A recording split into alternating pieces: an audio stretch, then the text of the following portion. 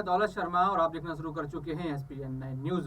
उत्तर प्रदेश के मऊ जिले में घोसी विधानसभा सीट पर हुए उपचुनाव में भारतीय जनता पार्टी को मिली करारी हार ने पार्टी को जमीनी हकीकत से रूबरू करा दिया है।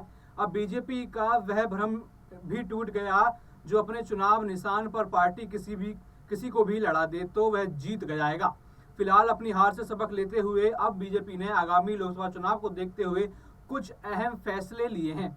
जानकारी के अनुसार घोसी चुनाव में मिली हार के बाद भारतीय जनता पार्टी के नेताओं की लगातार बैठक चल रही है। इस दौरान कुछ अहम फैसले लिए गए हैं। आने वाले दिनों में किसी भी नेता को पार्टी ज्वाइन करने से पहले उसके हर पहलू को जांचा परखा जाएगा, जिसके बाद ही दूसरी पार्टी से दल बदल कर आ रहे नेताओं को बीजेपी में शामिल किया जाएगा। भारतीय जनता पार्टी में हुई बैठक में निर्णय लिया गया कि 2024 चुनाव के मद्देनजर अगर किसी भी दूसरे दल के नेता को लोकल लीडर से बातचीत कर बीजेपी में शामिल कराया जाएगा। जानकारी के अनुसार पार्टी में शामिल किए जाने से पहले नेता जिस क्षेत्र से आता है वहां के लोकल लीडर से मौजूदा स्थिति की जानकारी लेने के बाद ही उसे बीजेपी में ज्वाइन करने की प्रक्रिया आगे बढ़ेगी।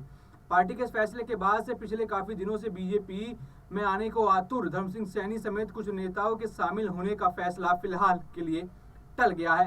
भारतीय जनता पार्टी ने 2024 चुनाव के लिए जमीन तैयार करना शुरू कर दिया। बीजेपी हर एक विधानसभा सीट पर जाति और क्षेत्रीय समीकरण के अनुसार अपने कैंडिडेट उतारना चाहती है। इसी कड़ी में भाजपा ऐसे नेताओं को अपनी पार्टी में लाएगी जिनके आने से लोकल स्तर पर बीजेपी को कोई नुकसान ना हो और आम जनता के बीच में जिसकी छवि अच्छी हो।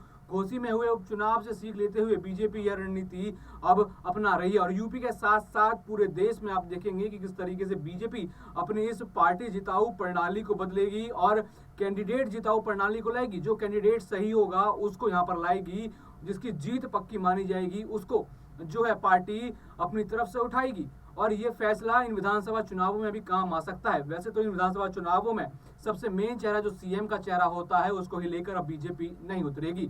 यहाँ पे प्रधानमंत्री मोदी और केंद्रीय मंत्री ही जो है पूरा बीड़ा यहाँ पर संभालेंगे या फिर संयुक्त नेतृत्व जो है विधानसभा चुनाव संभालता हुआ नजर आएगा। अब देखना होगा क्या ये जीत का ये वाला फॉर्मूला बीजेपी के काम आएगा या नहीं। और भी ऐसी खबरें जानने के लिए देखते रहिए SPN9 न्यूज। धन्यवाद।